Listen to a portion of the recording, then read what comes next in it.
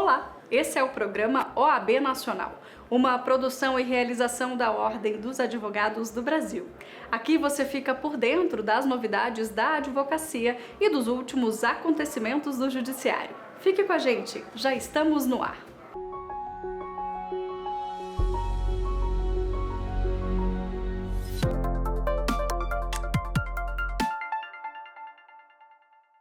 Em declaração durante a abertura de mais uma edição do período ordinário de sessões da Corte Interamericana de Direitos Humanos, o presidente nacional da OAB, Beto Simonetti, reafirmou que a efetividade dos direitos humanos depende do exercício livre e desimpedido da advocacia e do direito de defesa. A solenidade aconteceu no plenário do Supremo Tribunal Federal. A proteção das prerrogativas da advocacia é fundamental para garantir a plenitude da ampla defesa e do contraditório. As prerrogativas da advocacia são atributos inerentes à cidadania. Cidadãos e cidadãs são os destinatários finais dessas garantias profissionais. Sem elas, instaura-se a barbárie sobre a democracia. Protegê-las e valorizá-las, portanto, é tarefa inerente à ordem democrática. Uma das primeiras medidas que adotei logo após assumir a presidência nacional da OAB foi celebrar um acordo de cooperação entre a Ordem e a Corte Internacional de Direitos Humanos, com o objetivo de fortalecer a luta contra as inovações corrosivas para o Estado de Direito. Por exemplo, a luta contra a desinformação massiva por meio da difusão de notícias falsas, cujos danos ameaçam processos eleitorais legítimos e incentivam ações antidemocráticas contra as instituições republicanas. Nosso propósito institucional também inclui a proteção dos grupos historicamente oprimidos, crianças, mulheres, negros, negras, indígenas, quilombolas, pessoas com deficiências, população LGBTQIA+, que experienciam violências em razão de suas identidades marcadas pela exclusão. Essas violações se agregam e formam uma espiral de violências a partir do entroncamento de identidades cujo fio condutor é a negação histórica de direitos. O presidente da Ordem aproveitou também a oportunidade para falar do recente precedente estabelecido pela Corte Interamericana na defesa da advocacia. Recentemente, a Corte Interamericana estabeleceu um importante precedente na defesa da advocacia no caso de perseguição do Estado colombiano contra a Corporação Coletiva de Advogados José Alvear Restrepo. E rememora um trecho da manifestação de Vossa Excelência, Dr. Rodrigo Mudrovich, que disse nela, aspas, os advogados são a primeira trincheira de defesa dos direitos humanos. É a eles que, em regra, primeiro recorrem às vítimas que se veem lesadas pelo arbítrio estatal. O caso simboliza um compromisso da Corte com a advocacia latino-americana, no sentido de produzir jurisprudências que reforcem a nossa inviolabilidade profissional no sistema interamericano. Precisamos reverter o quadro lamentável que hoje insere a advocacia no rol das profissões de risco. O presidente do STF e do Conselho Nacional de Justiça, ministro Luiz Roberto Barroso, também discursou no evento e tratou de temas relevantes aos direitos humanos, como a proteção ambiental, pessoas privadas de liberdade e inclusão social. A solenidade contou com a participação de juízes da Corte Interamericana e de especialistas em direitos humanos e direito internacional. Acompanhe. No tocante à mudança climática, o Brasil hoje é um país emblemático para isso. A natureza escolheu, infelizmente, tragicamente, o Rio Grande do Sul para ser o grande alerta de que há um problema grave e urgente ocorrendo no mundo e que nós precisamos enfrentar. Relativamente ao sistema prisional, também temos um problema grave e urgente que estamos procurando enfrentar com os meios possíveis. E no tocante à inclusão social, relembrando as preocupações que a presidente manifestou quanto à democracia na América Latina. O populismo autoritário, o extremismo, o radicalismo flui pelos desvãos da democracia, pelas promessas não cumpridas de prosperidade e de igualdade de oportunidades para todos que a democracia promete e ainda não conseguiu cumprir integralmente e, portanto, é para enfrentar essas e outras violações de direitos humanos que existe a Corte Interamericana, é para isso também que existe o Supremo Tribunal Federal e nós estamos aqui para avançar essa agenda. Nessa oportunidade, registro a solidariedade da OAB à população do estado do Rio Grande do Sul, que enfrenta uma crise climática sem precedente. Solidarizamo-nos com os mais de 2.300.000 atingidos pelos 463 municípios rio-grandenses. Mais de 600.000 pessoas foram obrigadas a deixar suas casas e milhares vivem em abrigos, além das centenas de feridos, desaparecidos e óbitos confirmados. Essa calamidade pública revigora o pacto civilizatório institucional, segundo o qual os Estados-membros do Sistema Interamericano de Direitos Humanos devem guiar-se pelos princípios da solidariedade e fraternidade. A OAB tem atuado para preservar as garantias e direitos fundamentais nas áreas afetadas e fortalecer as redes de apoio para garantir o mínimo existencial nesse cenário devastador. Temos defendido a priorização da pauta socioambiental na agenda de atuação das instituições brasileiras e internacionais. O velho paradigma de uma economia que busca o lucro em detrimento do homem e da natureza não mais se sustenta. O padrão de produção e consumo insustentável não pode prevalecer. É necessário promover uma prática sustentável em todos os níveis: governo, empresas privadas, escolas, entidades e com o protagonismo e a união da comunidade internacional. A Ordem dos Advogados do Brasil vai participar de uma conferência da Organização das Nações Unidas sobre os direitos das pessoas com deficiência em Nova York.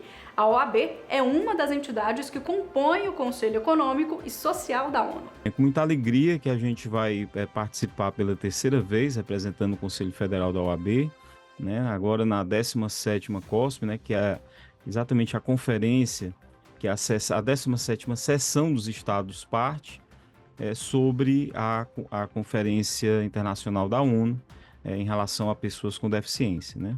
A gente recebeu também um convite por parte do governo federal para integrar a delegação brasileira, então estaremos oficialmente integrando pela OAB a delegação do Brasil na 17ª sessão, e é muito importante a gente estar participando novamente. A gente já esteve em 2019, eu retornei ano passado, 2023, e agora em 2024, na conferência exatamente que reúne os Estados parte, muitas representantes, muitas entidades da sociedade civil em torno da Convenção Internacional da ONU, que é tão importante para os nossos direitos.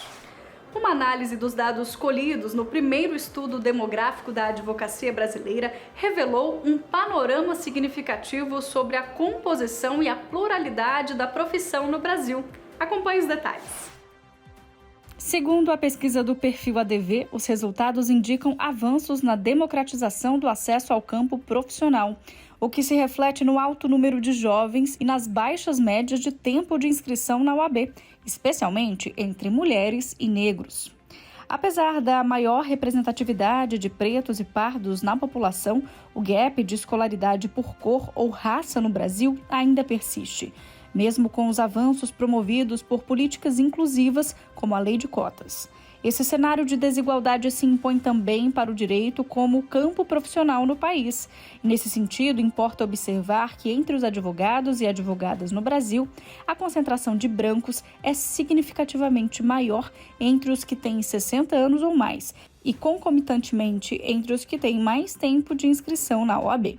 O fato de pretos e pardos estarem mais presentes nas faixas etárias mais jovens e entre os inscritos há menos tempo na OAB pode indicar um incremento na democratização do acesso aos cursos de direito no país, do ponto de vista do enfrentamento à desigualdade racial. O estudo revela ainda que 4% dos profissionais possuem algum tipo de deficiência. Esse número tem variações pouco expressivas por estratos sociodemográficos, exceto pela idade. Entre os que possuem algum tipo de deficiência, as físicas e sensoriais são predominantes. Ao todo, 34% necessitam de recursos de acessibilidade ou adaptação razoável. Vários aspectos trazidos pela pesquisa nos deram realmente a convicção de que o sistema OAB está correto na política de combate, por exemplo, das faculdades de direito que funcionam sem a devida qualidade do ensino jurídico. 1/3 das faculdades de direito, dos cursos de direito, já são comprovadamente, dito isso pelo próprio MEC, ineficazes, não têm a qualidade necessária para fins de apresentar um curso de direito decente. E essa falta de qualidade acaba despejando no mercado profissionais que têm muita dificuldade no início da profissão. A prova disso é muitas vezes a insatisfação com a sua profissão. A prova disso é a baixa remuneração, especialmente no início dela, em que nós vimos, né, que 33% da advocacia recebe menos de 2 salários mínimos. Isso traz para nós realmente a convicção de que esse combate ao estelionato educacional praticado no ensino jurídico brasileiro há de seguir como missão da ordem esse combate a esse estelionato educacional.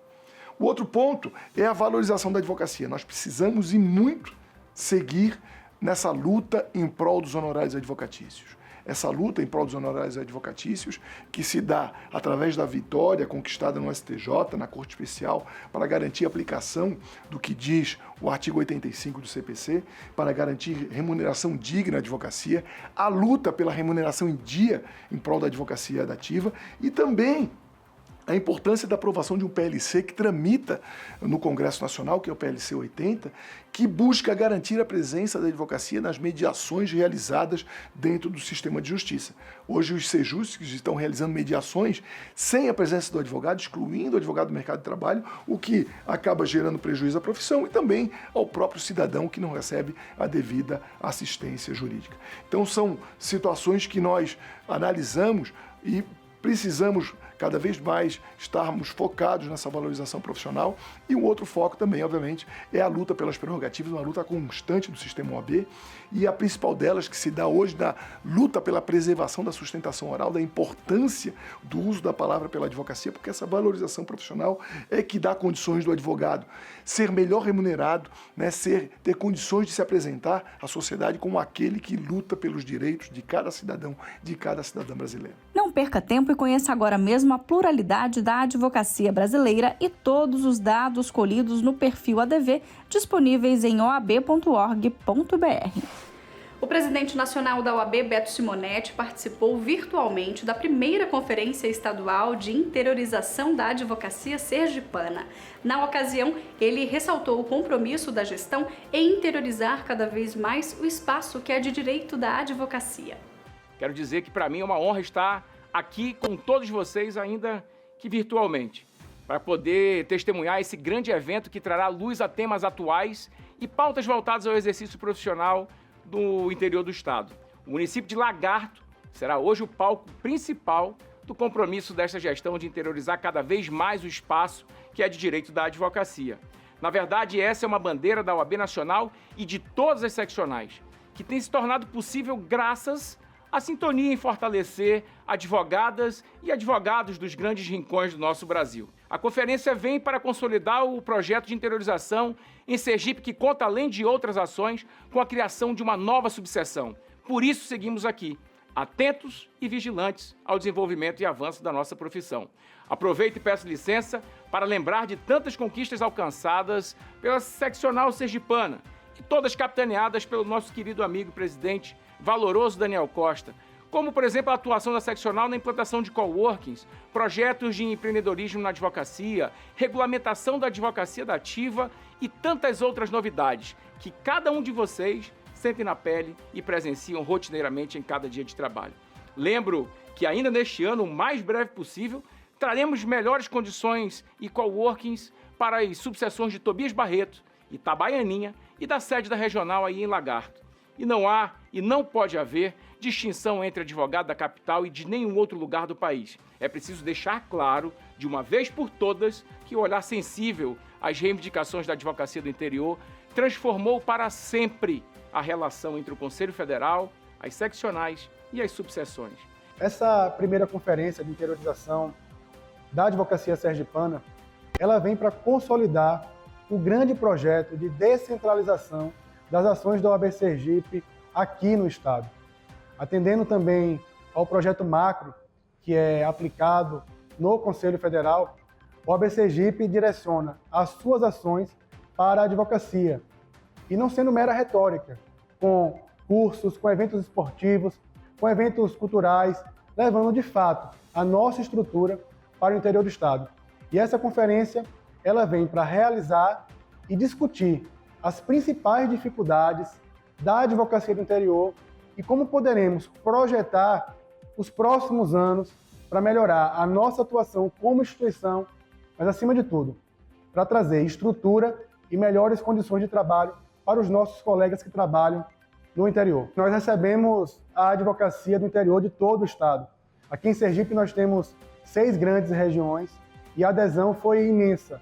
Para você ter uma ideia, nós tivemos mais de 400 advogados inscritos, trouxemos palestrantes de renome nacional e também grandes talentos do nosso estado, e foi um momento assim muito importante da OAB Sergipe pela valorização da advocacia do interior. As conferências têm um objetivo primordial de discutir a advocacia dos anos seguintes, a advocacia das futuras gerações.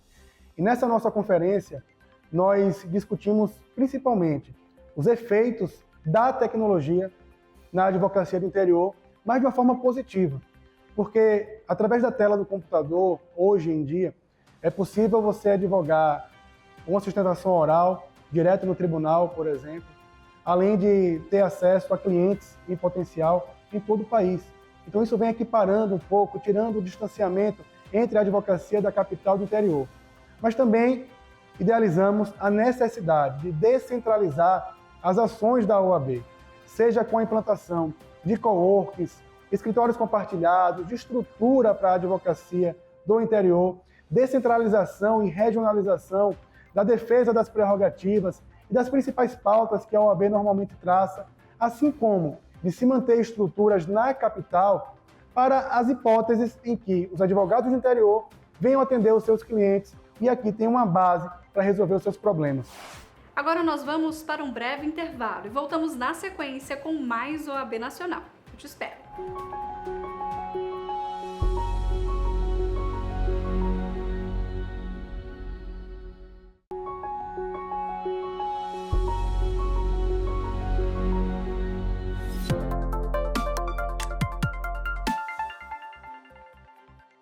O Brasil celebra os 30 anos da Política Nacional do Idoso. E mesmo com tanto tempo de avanço em relação à legislação e à garantia de direitos, ainda é comum ver por aí casos de negligência, violência psicológica e abusos praticados contra as pessoas idosas. Bom, nesse ano em que se comemora os 30 anos da Política Nacional do Idoso, né, a Lei 8842 de 1994, fica, num primeiro momento, a nossa percepção de que foi uma lei muito importante já desde o início, porque, na realidade, a preocupação do legislador era conferir uma maior execução, maior condição, né, de que o artigo 230 da Constituição de 88 fosse, de fato, materializado por meio de políticas públicas. Tanto que, para muitos, essa lei ela foi considerada uma lei-mãe na proteção dos direitos do segmento.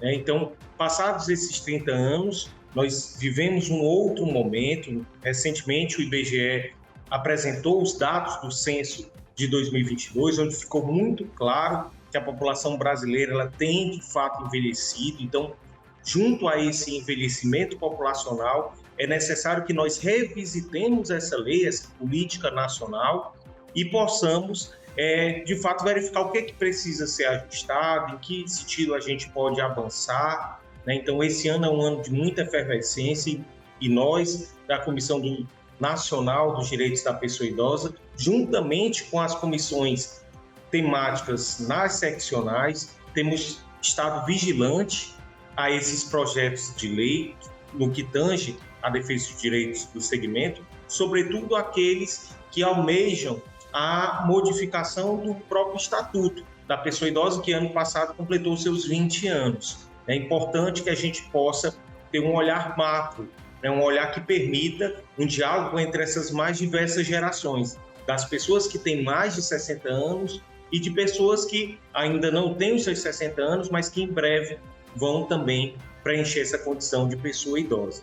Então, nesse sentido, é fundamental que a gente possa, enquanto cidadão, enquanto advogados, enquanto profissionais que somos, possamos acompanhar essas discussões legislativas, possamos propor elementos legislativos que precisam ser modificados para que a pessoa idosa possa ter o tratamento condizente com o que a nossa Constituição Federal, no seu artigo 230, estabelece. Em solidariedade ao povo do Rio Grande do Sul, que enfrenta severas dificuldades em razão das fortes chuvas, o Conselho Federal da OAB e a OAB Rio Grande do Sul criaram um Pix exclusivo para ajudar a advocacia gaúcha. A chave Pix para doação é 87019-584-000125. O nome da conta que aparece é OAB-RS Enchente. Ajude a advocacia gaúcha.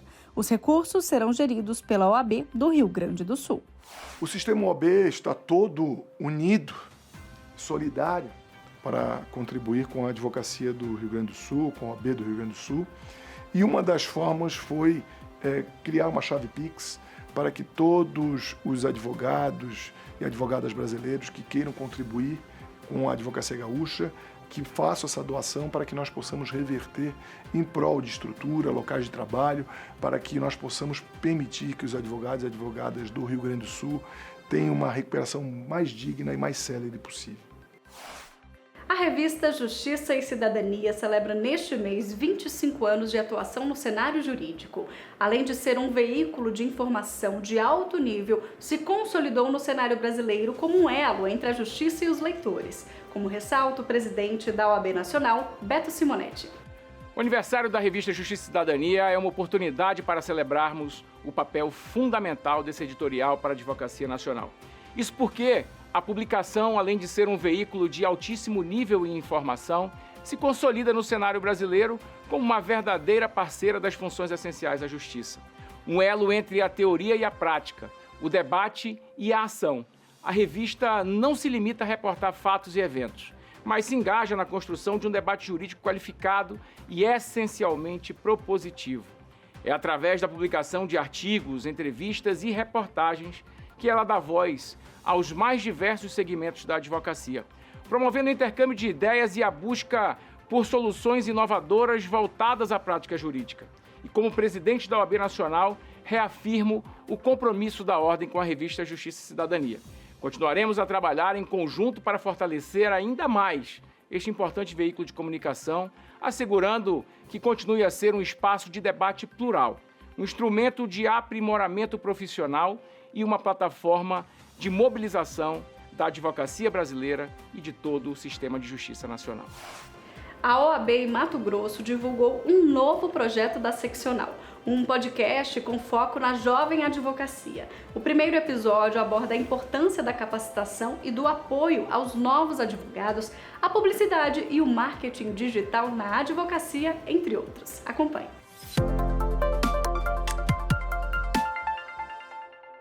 O jovem advogado, explica aqui para quem nos ouve, quem é considerado jovem advogado? Eu já tenho mais de 40, né? Não vamos entrar em detalhes. Eu poderia ser jovem advogada? Com certeza, presidente Gisela. Isso é muito importante da gente esclarecer, justamente por causa desse equívoco que pode ocorrer, né? Às vezes o pessoal vê a gente lá na Comissão da Jovem Advocacia, eu brinco, né? São vários rostinhos novos, né? E pensam que não se identifica com aquela comissão. Gente, a Comissão da Jovem Advocacia, o estado de jovem advogado, jovem advogada, não tem nada a ver com a sua idade. Não importa se você tem 25, 30, 35, 40, 50, 60, 70 anos de idade. Os primeiros 5 anos, a jovem advocacia é considerada os primeiros 5 anos de carreira, segundo o provimento 162, 2015, do nosso Conselho Federal da OAB. Está lá no artigo 1º, parágrafo 2º. Então, não importa, se você pegou a sua carteira da ordem com 50 anos de idade, você será jovem advogado até os 55. Se você pegou com 25, você será da jovem advocacia até os 30. Então, o que considera jovem advogado e jovem advogada são os primeiros 5 anos de carreira e não a sua idade. Então, lá nós temos na comissão pessoas de 40, 50, 60 anos, 25, 30, tem lá, como você disse, né, é uma pluralidade de pessoas, de histórias, não ficamos focados apenas nos advogados novos, né, cada um tem uma história, cada um tem uma maneira de tocar a advocacia, trazendo consigo a sua história de vida, né? A sua idade e tudo mais. Então, ali a gente discute todos os desafios e anseios da jovem advocacia, independente da idade. Né? Então, acho que respondendo a pergunta, né, a Jovem Advocacia são os primeiros 5 anos de carreira. E a UAB Mato Grosso hoje nós temos 34 mil advogados inscritos. A Jovem Advocacia representa uma boa parte da advocacia mato-grossense hoje, não é? É isso, Gisela. Nós temos hoje 6.683 jovens advogados e advogadas ativas no estado, tá certo? Nós temos um representante em cada diretoria de comissão das nossas comissões temáticas, né? São, se eu não me engano, mais de 65, acho que são 67 comissões, 66 comissões.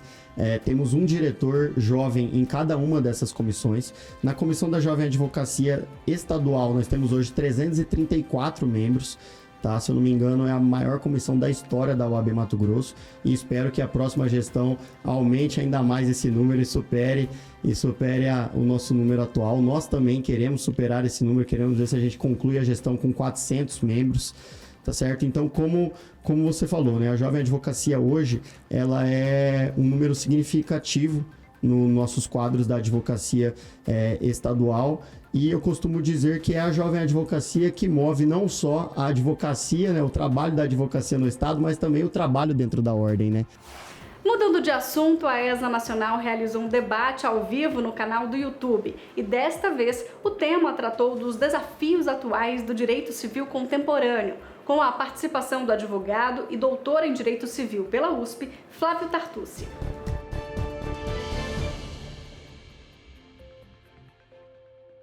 Nos últimos anos, nós tivemos, sem dúvida alguma, transformações importantes no campo do direito civil e transformações de um choque de visões diferentes no campo do direito obrigacional / contratual. Isso porque, e é comum em início de século, né, ou até início de séculos, né, a humanidade e, sobretudo aqui no nosso país também, a realidade social, jurídico e até político brasileira, é comum, em início de século, a sociedade se enamorar por teses libertárias, né, ou teses liberais. Isso aconteceu, né? Isso é sempre comum naquele movimento pendular da história, né?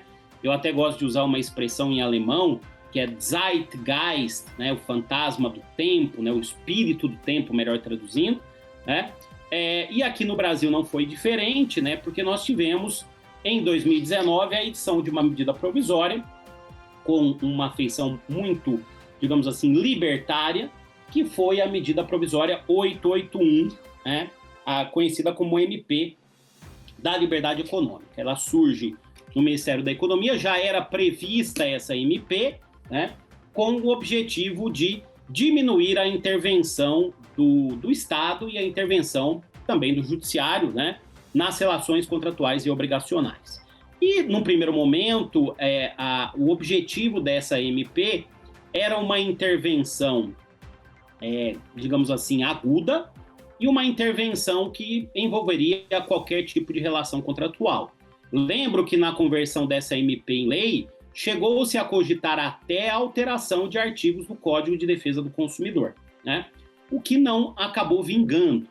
Na verdade, o que aconteceu é que, na conversão da MP 881 na Lei da Liberdade Econômica, claro, né, cada um tem uma visão diferente, né, eu vou dizer aí do meu ponto de vista, né, aquilo que eu vi, ou as minhas experiências dessa conversão, a MP 881 ela acabou sendo muito controlada.